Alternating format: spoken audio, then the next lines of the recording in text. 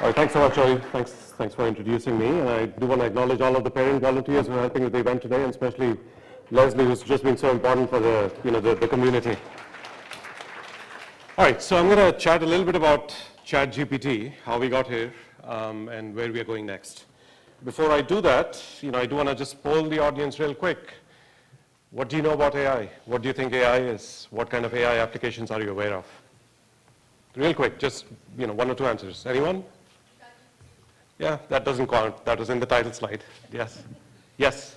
Snapshot AI. Snapshot AI. All right, sure. Yeah. What does that let you do?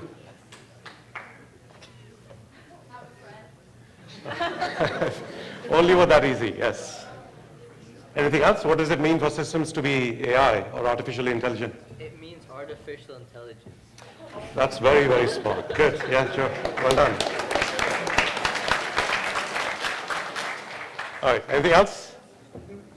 Yes. Like a learning algorithm that builds itself up? Exactly. So it's a learning algorithm that will learn from data and it'll become smarter and smarter over time. Was there another answer or another question? Okay. Yes. Google search is one, but also I know that whenever if you go shopping online, you can ask questions to an AI about more about the shop and how their insurance or whatever works. That's right. So in many ways, AI has been around in different flavors for a while. So Google search is smart. It's able to figure out data and they're able to give you responses that are accurate. But something different is happening, certainly of late. So I'll probably touch upon that. So thank you all for those answers. I want to show you a couple of videos. Again, just in case you've been living under a rock for the past 9 months or so, let's just take a look at what ChatGPT can do. ChatGPT is an AI. So these are different applications of ChatGPT in action. ChatGPT can also help you in the kitchen with recipe suggestions. All you have to do is prompt it with something like, I have some leftover chicken and a can of black beans. Can you suggest a recipe and instructions to make? And it will give you a list of ingredients and instructions to cook up something delicious. This is super useful for people who are trying to be creative in the kitchen and come up with new recipe ideas. So I just learned that ChatGPT can even bring some laughter into your life. All you have to do is type and tell me a joke, and ChatGPT will give you a gem like this. Why couldn't the bicycle stand up by itself? Because it was too tired. Okay, it's not the best joke ever, but it still made me chuckle. This is a great use case for ChatGPT, adding a little fun and levity to your day or workplace. ChatGPT is also like having a personal tutor right at your fingertips. It can help with homework and explain difficult concepts in a way that's easy to understand. For example, let's say you're struggling to understand the concept of momentum. Just ask ChatGPT to explain it to you like you're 5 years old, and it'll give you a simple explanation that even a child could understand. And if you have any follow-up questions, it can help with those too. This is such a great way to get a little extra help and support with schoolwork, and it makes learning more interactive and engaging. How about coding? ChatGPT can do that too. It can help with your coding tasks and provide guidance on programming concepts. Just ask it, what is a loop in programming? And it will give you a super helpful explanation. But that's not all. ChatGPT can even write code for you. So whether you're just starting out in programming or you're an experienced pro, this is the great tool to help you learn and grow in your career. ChatGPT can also act as your own personal career coach. All you have to do is prompt it with something like, act as an interviewer and ask me about my strengths, and it'll start asking you questions as if you were being interviewed in real life. Plus, you can even ask it to help you improve your answers so you can feel more confident and prepared for your next interview. This use case is great for anyone looking to find a fulfilling and successful career. All right, I think I'm going to stop there. So certainly, for those of you who are seniors ChatGPT is an AI tool that is going to revolutionize who are preparing your college applications or preparing your resumes or applying for internships, I think tools like these can be extremely helpful for you in practice. So ChatGPT is meant to be a text prompt system. So essentially you give it questions and then it'll generate text. But some of you may know that this can also be applied to images. So this is going to be a video on image applications of these modern technologies. So let's take a look. And just by adding this text, this AI generated all of these unique images for me. Hey, what's up guys? Lulu here. I want to introduce you to And so let's start here our query with something related to architecture. So we could type house with white walls on the beach at sunset we press generate, and so it will start generating all of these images. And by the way, this is the early access version. This is not commercial yet, so you cannot even buy this application. So it just can sign up for the beta testing. And this is the results that it just gave me. So basically, you can see it's a house with white walls, and it's on the beach at sunset. So, and if I would add some extra elements here, so let's say with people walking on the beach. So I'm going to generate again new images based on the elements that I just added to the text. So you can see that we have here some houses. Right now it's very generic because I just put some house with the white walls, so just some generic house, or what it thinks it's a house. And you can see some people walking on the beach. So you could be a little bit more specific. So hopefully you get a sense. It's a fairly long video. I'm not going to walk through all of it. And just by this is a different, really cool application, which is called image outpainting. See, it's not quite updating here. All right, there it is. So hopefully some of you who are art majors or are interested in paintings might recognize some of the classics here. So essentially what you can do is ask the system to extrapolate from the limited painting that's there. So you can see how they use this cool application to morph between different classic paintings. We'll play this one in full.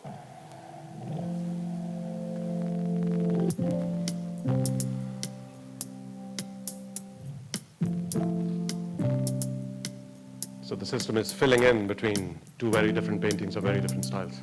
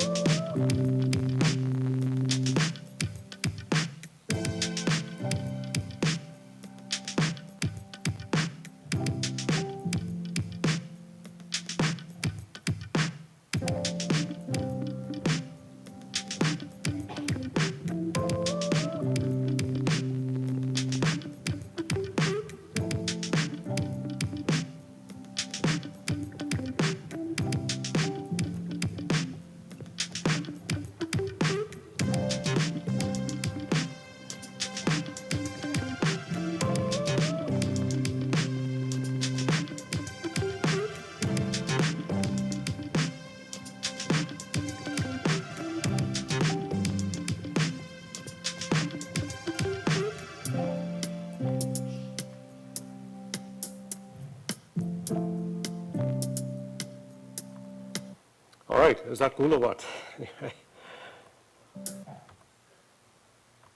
All right, so I actually want to take a step back. I mean, these are some of the most phenomenal results that exist in the field at the moment. I want to, again, all of this has come about in the last 9 months, but it's not that AI didn't exist before that, or these things just magically happen in a year. There's really a sequence of activities that have led up to this point in time, and I want to just touch upon a little bit of the history of AI and what's led to where we are right now. Does anyone recognize this person? Yes? Perfect, great job, well done. Yes, so this is Alan Turing. He's considered to be the father of modern computer science. And during the mid-1940s, he was working on some code-breaking systems to break the, essentially the coding systems that Nazis were using. But he was a brilliant mind, and developed many key ideas in computer science. Does anyone recognize stuff on the left? What's that? That's the Nobel Prize, that's right. So again, for those of you who are aspiring in STEM fields, you should always know what the top prize is, and it is the Nobel Prize. In fact, this week, they're announcing all of the major awards. So the Nobel Prize for Physics was just announced today. The one for medicine was announced, I think, on Monday. Now, there is no Nobel Prize for computer science. Do you know why that is? Sorry? You could have, I guess you could have created the Nobel Prize for computer science, but it was never quite done. Do you know why that is? Okay, well, it's because when Alfred Turing created the Nobel Prize, that was around 1901. The field of computer science didn't exist at that point. It's only in the mid-50s or 60s that computer science came together as a discipline. So the Turing Award is the topmost award in the field of computer science, and it's named, of course, after Alan Turing. So that is the award that's given. So certainly, computer scientists hold Alan Turing in the highest regard. One of the things that Alan Turing devised in the 1950s is something called the Turing test. The Turing test is the following. So there's a wall through which an interrogator cannot see or interact with whoever might be on the other side of the wall. There is a human being on one side, and then there is a computer, a supercomputer perhaps on the other side. And the interrogator's job is to figure out who's the human and who's the machine. The only way that they can communicate is via slips of paper that they pass back and forth, and that's the only means that they communicate. So this particular test was devised by Alan Turing in 1950. And through ChatGPT-like systems, basically we can now say that this award, well, essentially the Turing test has basically been passed. So it's taken us 70 years almost to get to this important point in time where you can declare that machines have passed the Turing test. Now, of course, the measure for human intelligence is not necessarily whether you can maintain a conversation, an intelligent conversation or not. There's a lot more to being human than just sustaining a conversation. But at least by this definition of Alan Turing, this particular test has been passed. So that's been a long time coming. So I want to just walk you through, there are three very distinct phases of deep learning. So deep learning, again, did not start in 2023. There were these things called the perceptrons in 1950s, which is considered to be the first wave of neural networks. I believe you had a speaker from NVIDIA who spoke to this earlier in the week, so I'm actually not going to touch upon it. All that matters is that you have some input. The input could be a photograph from your cell phone image. It could be something you're speaking to, an audio signal. It could be a text prompt. And then there is an output. And there is some processing that's going to happen in between.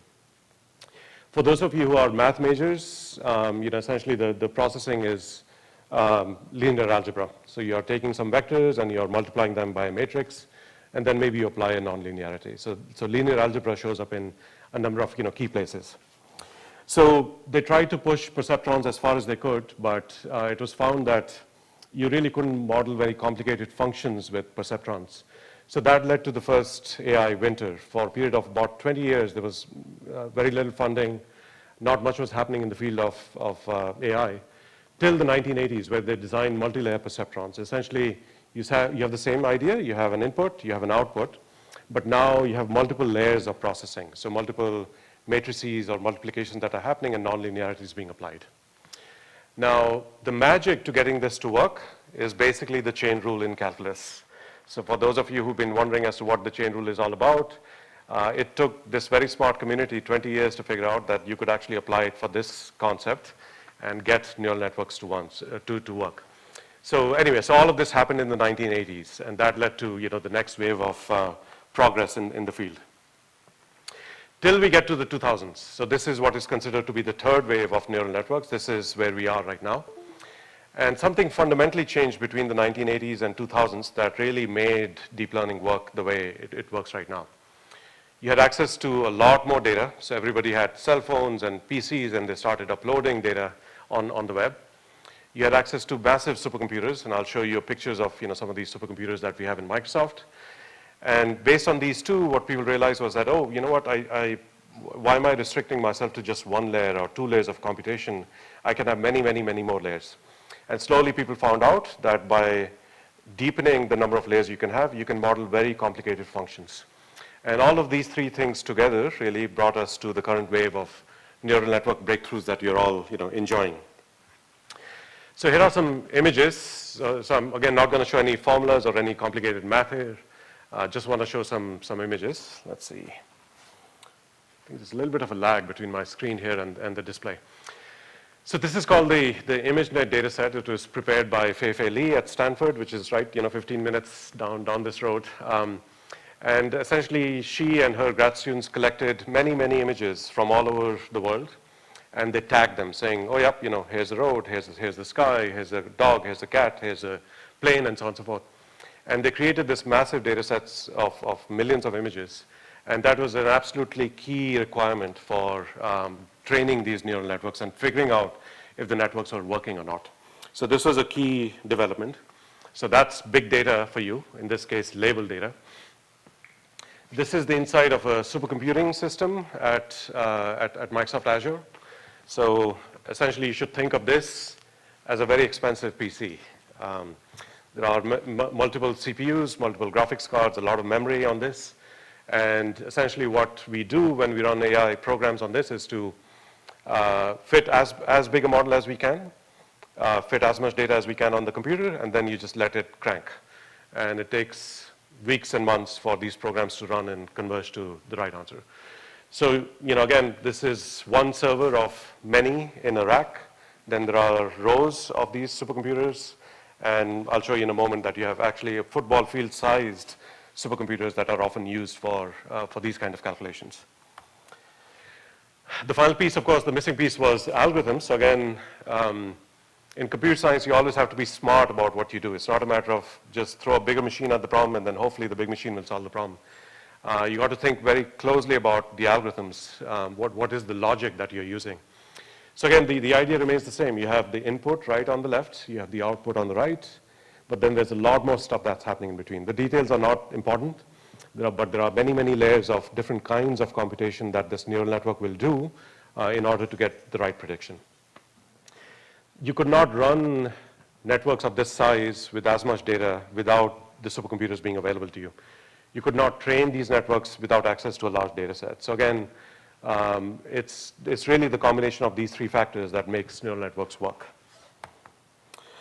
So I mentioned the Turing Award, and it's particularly fitting that right before ChatGPT and other systems were taking off, in 2018, these three individuals won the Turing Award for their seminal contributions to deep learning. So Jeff Hinton is considered to be the godfather of AI and deep learning. Yoshua Bengio and Jan LeCun are some of the key people who developed these methods in the 80s and 90s. There was a point in time when their publications would actually not be accepted in conferences because no one believed in neural networks. Now it's difficult to essentially publish a paper which is not, deep learning related. So anyway, so how the world's, come around.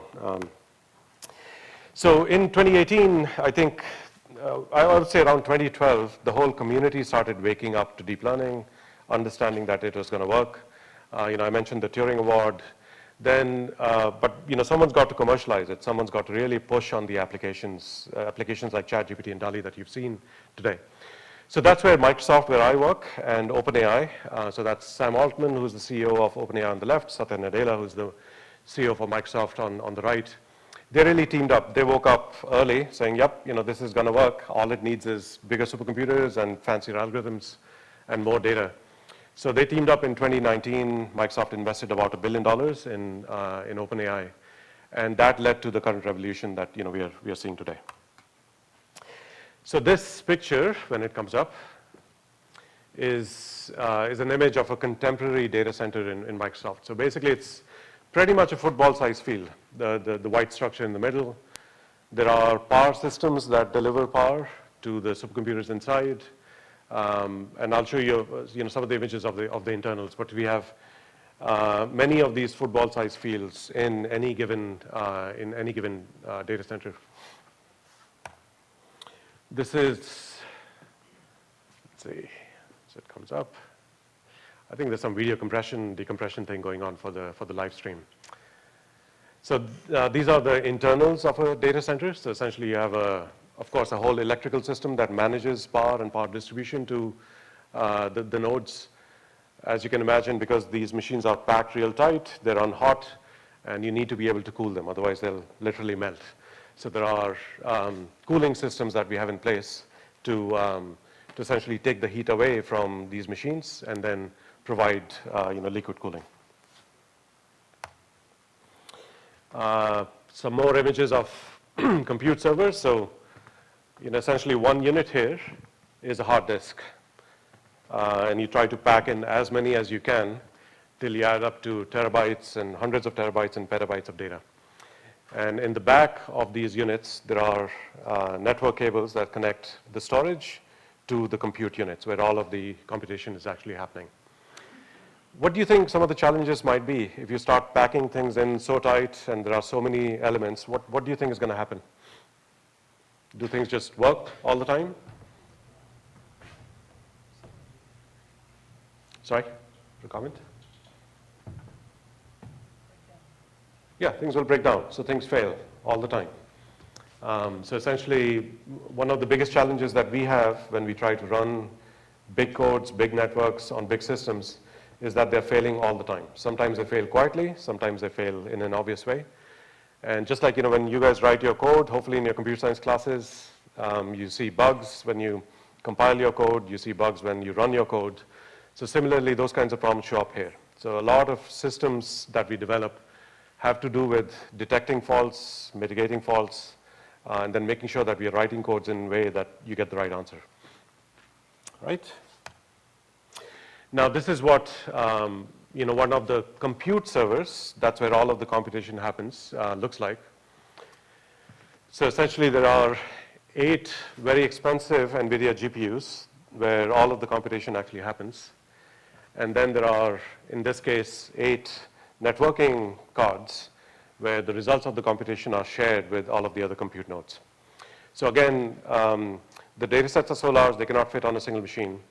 The networks can fit on a single machine, but the networks can only look at some fractions of the data. So they need to talk to each other all the time on what they're seeing, the state of the network. They need to exchange that information. And after days and weeks of computation, they get one final network, which is the thing that they use. I think the person who dropped by from NVIDIA may have mentioned that systems like these, the goal really is that when you're in your self-driving car, you're uploading video to the web all the time. And every night, the network is getting trained on mistakes that drivers might have made in other parts of the world. So that next day morning, when you have a new network that's ready, it's accounted for all of the mistakes that have been made before. So basically, all of the data coming in from different parts of the world are used to improve the network as you go along. So it does require a lot of machinery to get this right. I didn't call out that my son Karthik who's sitting in the middle there, is interested in graphics, and he's into graphics rendering and video production these days. So usually, you'll have a PC with a GPU that's like maybe half or a quarter of the power of this particular GPU. So these really are like the most expensive, the most powerful GPUs in the world that power systems like ChatGPT and DALL-E and so on and so forth. All right? So anyway, so that's all of the work that's happened, like in terms of algorithms, people who've contributed, the machinery that it takes, and it all results in a system like ChatGPT, which has just grown exponentially faster than any other application that I guess has been released. So this is a plot of how quickly different applications have been used by 1 million users. So y-axis is number of users in a logarithmic scale, x-axis is number of days. And basically ChatGPT has gotten there in 5 days, faster than really any other application. Now at Microsoft, what we are trying to do is, and I have a colleague here who also helps out in this and many other product integrations, that beyond just having a text prompt where you're having a conversation with a chat agent, we are trying to use it in search itself. So I think there was a comment earlier on Google search and how that works. Essentially, you enter a query, and then Google search will look at that query and figure out what are the most relevant websites, so maybe the top 10 websites. But what will happen increasingly going forward, and this is we believe the paradigm-changing idea, which is that you're going to get an answer right there. You don't need to go to 10 different websites and chase down, do I trust this website or not? Is the website relevant to me? Basically, you're going to get the answer right there in your text box. Now, not just that in the context of search, but if you're writing an email or if you're in your Word document and there's a fairly long paragraph that you need to compress, spell check the grammar, and just compress it, that's something that you can do in Word itself without going to another website. So increasingly what's going to happen is that AI is going to be completely transparent to you. You don't know that it actually exists behind the scenes. It'll be powering a lot of the capabilities that you're going to see in products like Microsoft Office and Teams and PowerPoint and so on and so forth. So the future of AI is going to be transparent, like you won't know it's there. Now, certainly, I think as OpenAI and Microsoft have been working on AI technologies, I think it's become plenty clear that there are a lot of broader societal implications than maybe what we could have anticipated when these tools were being developed. So certainly for the last 3 or 4 years, both of these companies have thought really hard about fairness. How do you make sure that you're essentially catering to all members of society. How do you make sure that your network, when it's put into production, is reliable? It's hopefully not misused. We care about privacy and security of our users. Certainly care about transparency. So if governments need to ask questions about, why are you producing these kinds of results, then we need to be transparent and be accountable for what we do. So a lot of these considerations are being thought of. And again, historically, these are not areas that computer scientists are very strong in. So that's where people who have a social science background really come to the fore in that they can bring different perspectives into how pure computer science technology that deals with big data and big compute and algorithms can actually benefit from a lot of these other considerations. All right? So, I promised that I'll leave a bunch of time for questions, but I am going to anticipate a few that might be on your mind if you're filled with ChatGPT and are interested in AI in general. So, one, if you are interested in this line of work, you may think about, well, how does it relate to me? How can I potentially join the workforce? What can I do to get an internship or have a career in AI? And at least going through the course catalog that I routinely scan for Karthik, AP Statistics is definitely a good course. So again, at the end of the day, these systems take all of the information in the world and they compress it down to something that can be fit on a single computer. So statistics does exactly that. It takes a lot of data and it compresses it into a small distribution. So when you take your course in statistics, please keep that in mind. I think very often, in all of the chi-square tests and compute mean and variance and this and that, you lose track of core insights like that. But basically, that's where statistics really comes in. So the field of machine learning is basically a more modern flavor of statistics that computer scientists have pushed on in the past 2 decades. I mentioned the chain rule, right? That's what created multi-layer perceptrons. So that's where AP calculus comes in. So again, both AB, BC will teach you the basics of differentiation and why you need to be able to analyze complicated functions. At the end of the day, deep learning learns a very complicated function. That's what it's doing. So you need to be able to reason about what are the properties of functions, differentiability and continuity and so on and so forth. So AP calculus will let you do that. And then, of course, much of what you do, the actual tools that are developed in ChatGPT and so on, they all use computer science. You'll have a Python API, you'll maybe use a framework like Keras or TensorFlow or PyTorch. So that all you're hopefully going to learn in computer science. For those of you who are doing advanced science investigations, right? So maybe how can you apply such what they call generative AI technologies to your problem, an area in robotics or some other area. That's something that you could also explore in ASI. I think one of the neat things about this whole area is that all of the tools are open. So people share openly, what the tools are, and they also share data sets. So it's relatively easy for you to take some standard data sets or even use a standard network and apply it to your problem. All right? So anyway, so looking at the course catalog, it strikes out to me that I think those 3 courses are definitely relevant to you. There is definitely a question around cheating and, can I use ChatGPT to do my homework? And if so, do I need to study anymore? So first things I do want to mention that, eventually tools that can detect ChatGPT or other AI generated content, they will get there. So it's just a question of time. Some tools already exist, some are being developed at the moment. So teachers will be able to detect eventually whether a piece of text is generated by ChatGPT-like systems. So anyway, while that may be a disappointment, I guess, for some of you, but I would strongly encourage you, just as you're used to using Google search for being more effective in the way you sift through information on the web, similarly, ChatGPT-like systems will be an effective tool for you to compress information, summarize information, and learn from it. So it's not by in any means meant to be a replacement for you studying or using your brain cells.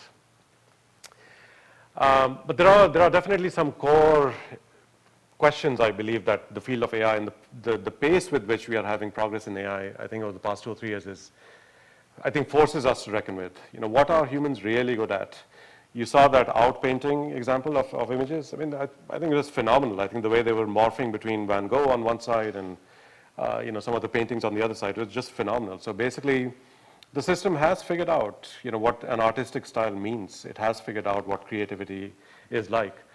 So I think going forward, I think your generation is definitely going to be confronted with the question of what is it that humans are actually really good at, and what is it that machines or AI systems will not be able to do. So that's something which will require a lot of creativity. Creativity requires that you are solid in your fundamentals, and that's what you get at school. So please, continue to be interested in your studies and use ChatGPT and tools like Google just as a tool to get there. All right, I'm going to stop here. I'm happy to take any questions.